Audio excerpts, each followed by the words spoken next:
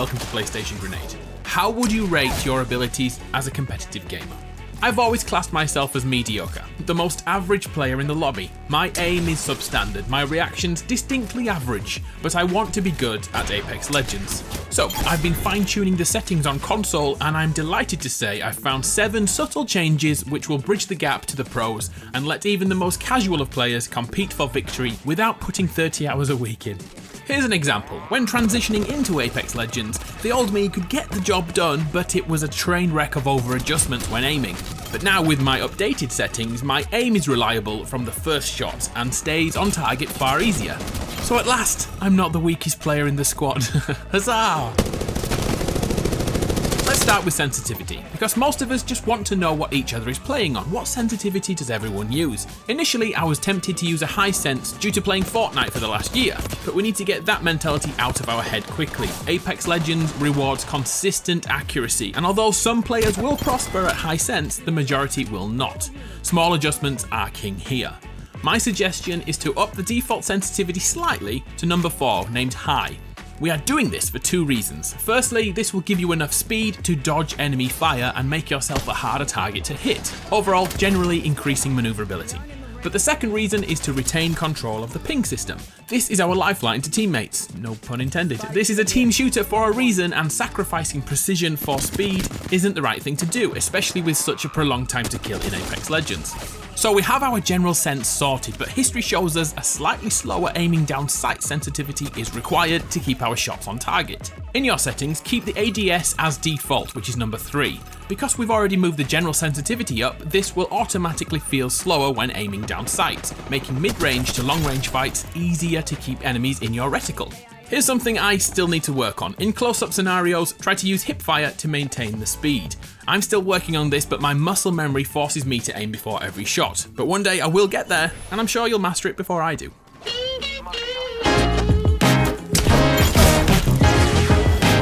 The next step is surprisingly important. Under ADS, we have a response curve.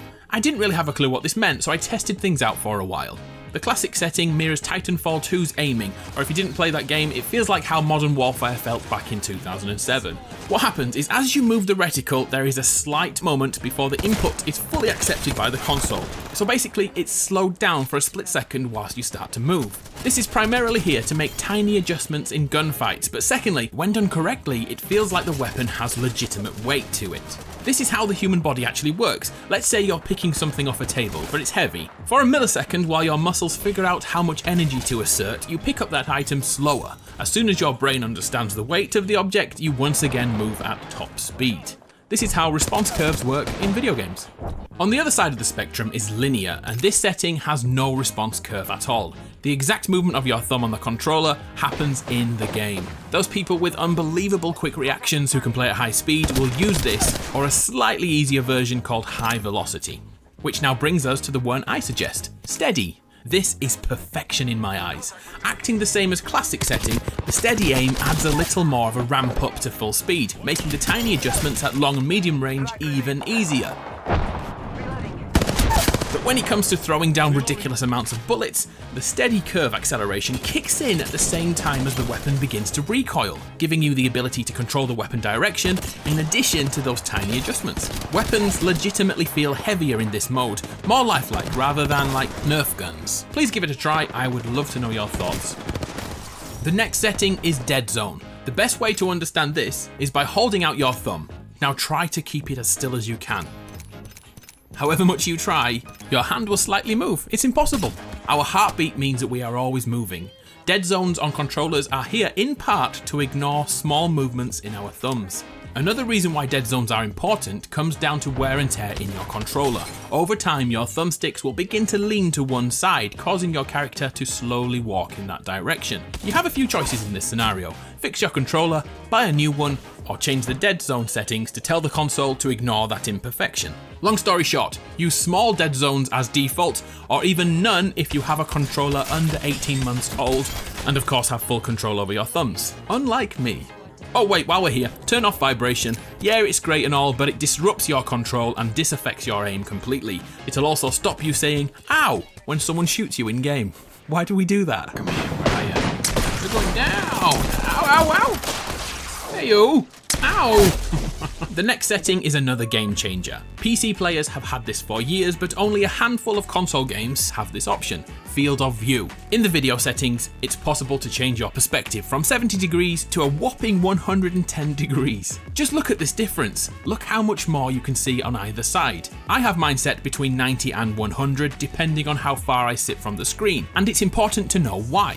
Here's an example. It may appear that maxing out this setting will be the best option, as you can see much more of the battlefield, but it completely depends on what engagements you're planning for, and if you're playing sat on a couch 2 meters away from a 50-inch TV, or sat at a desk with a 24-inch monitor in front of your eyes. Let's quickly break that down. Look at the target in the distance. At 70 degrees of vision, it's easy to track and a rather large target to aim for. Here's the same thing at 110 degrees, a much smaller target.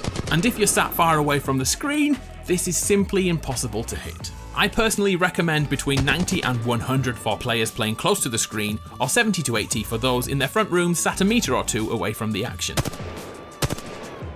Oh, there's another great thing about widening the viewpoint. It's the feel. The entire game feels quicker. You feel superhuman, ultra responsive. Just remember not to overdo it, or you'll be useless to your team at range. Let's quickly talk about button remapping and that slide function. Without a doubt, it's a beast which you'll use in and out of battle. I recommend anyone using a standard controller to switch to the setting button puncher. This will remap the melee and crouch slide buttons, meaning that right thumbstick becomes crouch when pressed, allowing you to keep both thumbs on the sticks more often. If you have a pro controller or play claw, disregard this. But for us mortals, button puncher is awesome. Let's quickly look at audio, or would it be listen to audio? I don't know. Just jump into audio settings. If you want to be competitive, audio is key, so if you're playing without a headset, you're at a major disadvantage. You are not hearing the three-dimensional sound. But if you do have a headset, you can adjust things to get a little extra edge.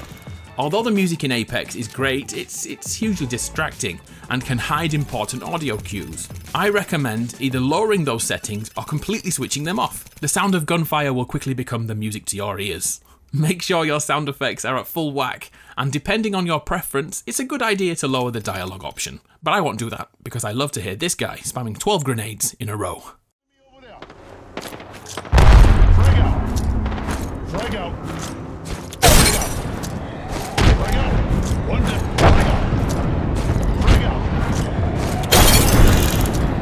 I'm sure my comrades love it too. So there we have it, 7 settings to make an average Apex Legends player compete against those people who have no life. I mean, compete against those people who want to be pros. I do hope this was helpful in some way. I'm Adam from PlayStation Grenade. It's been a pleasure. I'll see you next time.